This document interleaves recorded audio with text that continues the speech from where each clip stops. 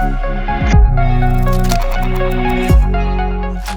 delighted to welcome you to another exciting conversation in our series CBF Meets Science that we convene in the context of this year's Berlin Science Week. My name is Julia Stamm and I have the pleasure of hosting the series. At the Creative Bureaucracy Festival, we shed light on the creative change makers in public sector innovation. We also want to foster exchange and collaboration between the public sectors and other sectors in society. And in our series, Creative Bureaucracy Meets Science, we invite a range of leading experts from a broad range of backgrounds to discuss with us the relationship between science and the public sector, because we strongly believe in the importance of strengthening this collaboration to solve the problems that we are facing in our societies. And I'm very delighted to welcome Silva Mertsola to today's conversation. Silva is a public governance expert at Demos Helsinki.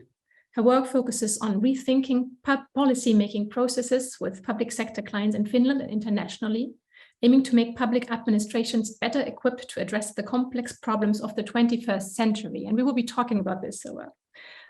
From September 2021, Silva took a year off to realize a long-term dream of hers, namely doing a master's degree in analytic philosophy in the UK. Furthermore, Silva writes a bi-monthly column for the largest Swedish language newspaper in Finland and, very important for our context, serves as deputy member of the city council in Helsinki. A very warm welcome, Silva. Wonderful to be here. Thank you for the invitation. We'll start with a question that I'm asking all my guests on the series, namely, when you hear the words creative bureaucracy, what comes to mind spontaneously? Well, I think perhaps for people who don't work with creative bureaucracies, I think it sounds a bit like an oxymoron. Bureaucratic is usually seen as the opposite of creativity, so as something very rigid and extremely complex. Now, I think the reason I love the work that I'm doing is because when you have constraints on your creativity, that really fosters creativity. It's much more fun to be creative when you have, the constraints on your actions. So I think it's very fun, but I think it's a good play with words right there. It's the notion of fun really that I like, and of play, which someone not always necessarily associates with bureaucracy. Exactly. Silva, could you tell us a little more about your work, what you're doing concretely at Demos Helsinki? Yes. So I work as a senior expert in public governance. Transformative governance is the team that we're called. It is very much focused around a problem statement, which is that we're going to need governments to solve some pretty substantial problems, and it has to happen relatively quickly. And what we're seeing is that the way that governments are structurally put together just doesn't match the issues that we're tackling: climate change, an aging population, these horizontal phenomena-based problems that we have. So what we do in practice is that we work together with governments, often with prime ministers' offices, with specific ministries, with agencies, and even at the local level, on really restructuring their processes and ways of working. So sometimes it is about creating a new structure or thinking about how to be creative within the structures that are in place currently. So we work with civil servants on a lot of capacity building, how to ensure, make them motivated to do things in a new way, but also about how to structure government negotiations for them to really put forth policy goals that are tangible and that work for good steering. So these kinds of things is what we work with in practice. And what is your particular focus? My focus is much on policymaking processes. So I have a background in philosophy and public governance. So I work a lot with the epistemic part of policymaking. So what is knowledge? How do we bring that into policymaking? And one of the things that I'm working mostly with is what some call collaborative governance, others call it ecosystem work. We talk about humble governance. So how to make a government that is capable of collaborating with loads of different actors, because what we believe is that knowledge about what works and what doesn't work is pretty locally situated. It is in the companies, in the schools, at the local level of government. So how to ensure that all of that knowledge gets into the policymaking processes is what I work with in various projects. Mhm. So when we're talking about integrating different knowledges also into policymaking, let's talk about science, right? So how important are scientific insights for your work, and then how do you integrate them? Well, science is very important. That's where we have to start there. So in practice, I will never do anything before I've done a very extensive literature review. So we always try to have our finger on the pulse on what the academic debate is. We have a very broad network of researchers who we work with. So really trying to be on top of the current debates in public administration, for example.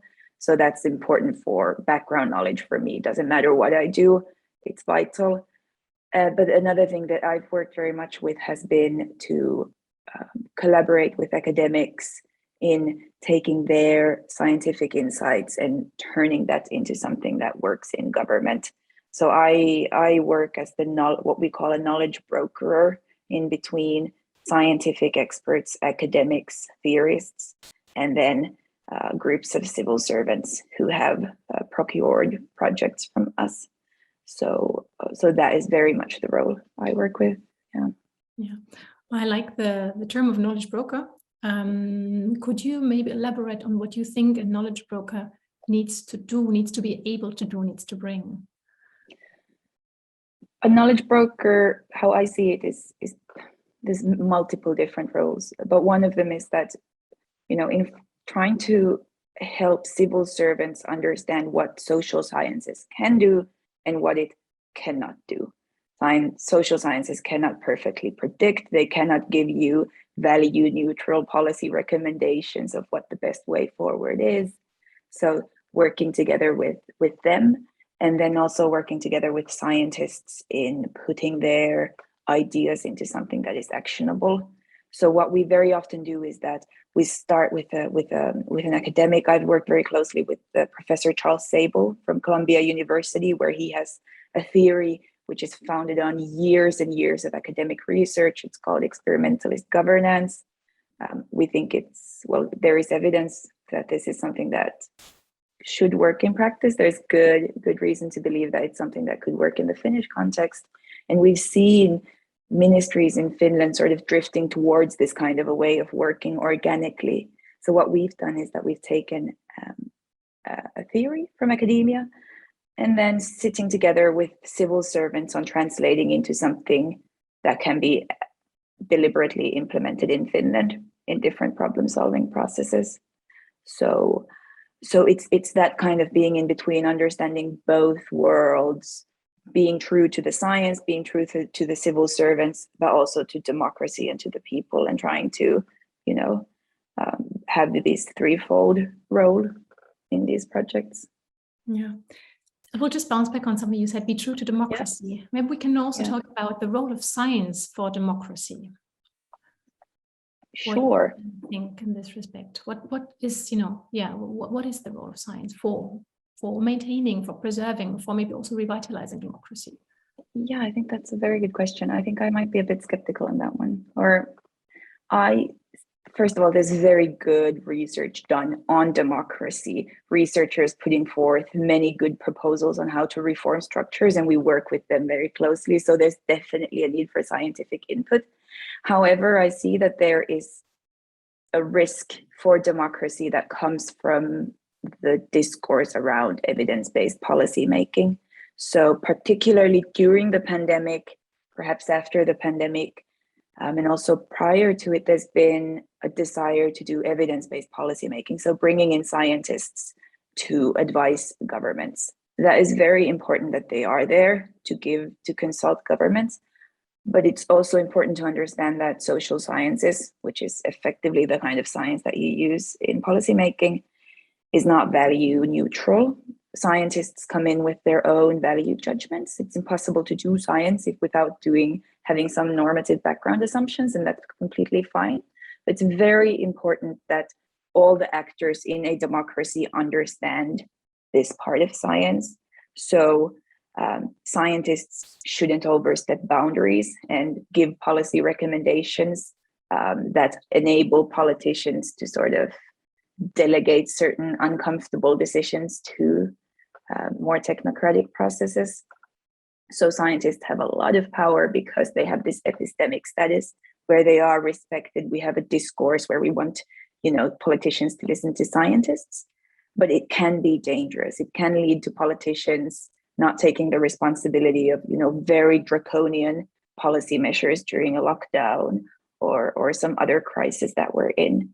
So while it is important, I think we need to publicly have more discussion about what policy or science can and what it cannot do or should not do, because wherever there is power, someone is going to want to grab that power. So just awareness is very, very vital from a democratic perspective. Yeah, I think there are a number of really important and interesting things that you've just said, also understanding what science can do, what science cannot do, and in what context science is being undertaken. When we're now thinking about the relationship between science and policy making and the transfer of science results into policy making, that's an area that you know extremely well. So what are the challenges for you, the most important ones? Yeah, well, I think scientific results transfer quite uneasily into policy or politics. They can give policy advice, policy recommendations, given perspectives, but the fact that something is scientifically proven or seems plausible from a scientific perspective doesn't mean that it translates into politics. So politics is and should be about values and these things. So there is, what I see is often a desire to get scientists to give very well-developed policy recommendations for those people procuring knowledge, so often public administrations. And then there's a slight unease at the scientist's perspective because, the data says what the data says. Science is often very specialized, and it works at a completely different time frame than a political process. So there's a slight misunderstanding, misconception about what science can do and what it cannot do, and what it should do and what it should not do. So you sometimes have this stretching of roles happening in such policy advice situations. So that I see as one problem there. There's been a big move towards strategic research funding over the last decades, where governments are spending increasing amounts of money on policy relevant research. And in that research, there's a really big need for knowledge brokerers, either from within academia or outside actors like us, or who understand the interface there. So there's developments, and there's misconceptions of roles sometimes. Mm-hmm. So when we think a little further about this transfer of scientific findings into policy making, you've just said that a number of things need to be taken into consideration, and you've spoken about the roles and the importance of having those knowledge brokers who are actually able to translate between the two worlds. What else do you think is important to bear in mind when one wants to really facilitate this knowledge transfer? When you're facilitating the knowledge transfer between scientists and bureaucracy, you need to understand politics and realize that politics is not an ugly, unfortunate thing that comes in between, but it is a real factor that needs to be taken into consideration and that you should be aware of. So having that understanding is very important in the background. So scientists need to stay true to science. They need to stay true to the research that they've done, and you shouldn't push them beyond that. Bureaucrats have their role, what they need to stay true to. They're often balancing, doing a balancing act, and they have to be true to their political superiors when they're doing policy preparation. And in between, you can have actors like us who support the scientists and also take on the role. So at some point, it is no longer the scientist who is recommending something, but you have a think tank who is helping you with the policy recommendations. And I think that makes it a lot easier for scientists. So for example, when we were working with Professor Charles Sable on his experimentalist governance theory, we thought that actually the notion of humility, epistemic humility, lies at the core of this model. So we took his model. It is clearly inspired by his work, but we also worked together with bureaucrats into changing what different parts are called, made some compromises at some stages of this theoretical model to make it fit into the Finnish context.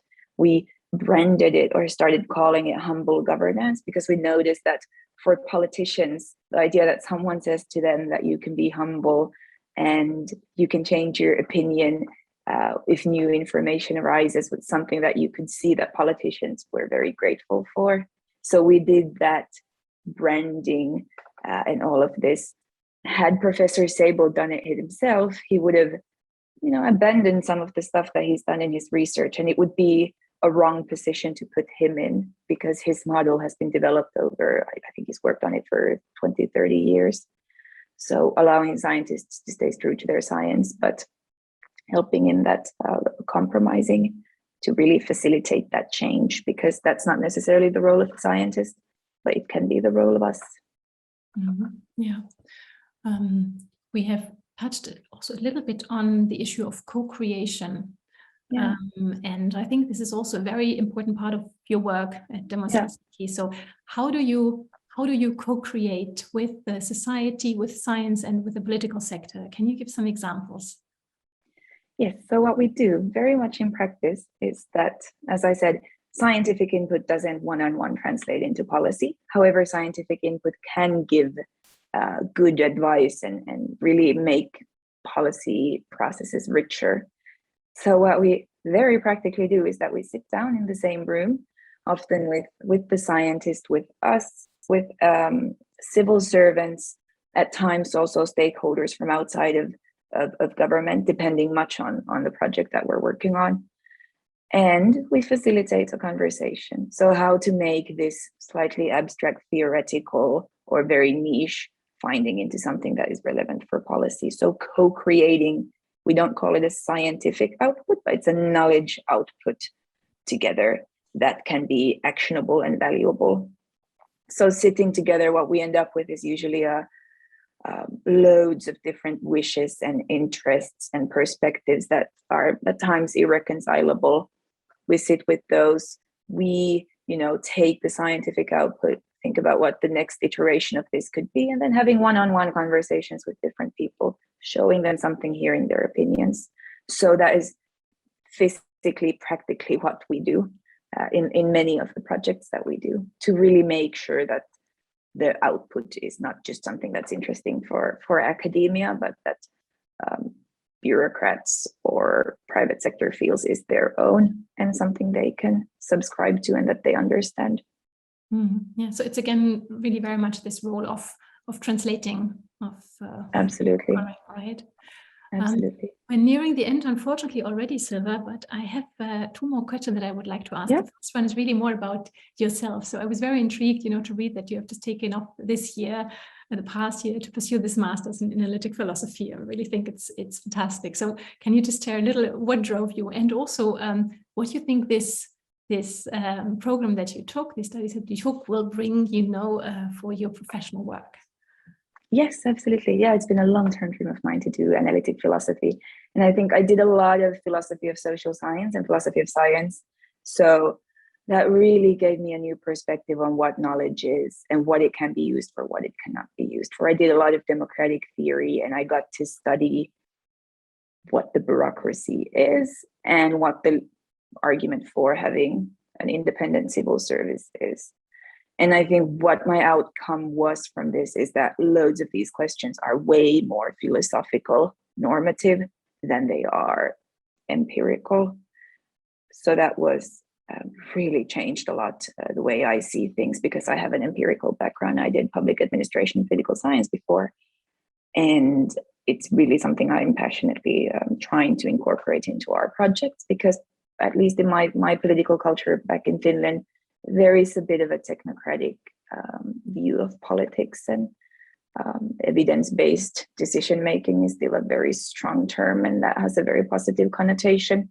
So gently facilitating that conversation and trying to work with scientists on discussing how they could be transparent about the value judgments that they make in their scientific work is something that could strengthen the legitimacy of science and also strengthen the quality of outputs.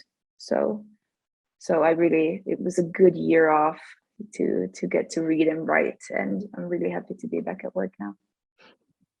Wonderful. And so my final question would be how, because it's the Creative Bureaucracy Festival, so I really talk about creative bureaucracy and what it can do. So what can creative bureaucracy do to overcome potential tensions between science and politics and political administration?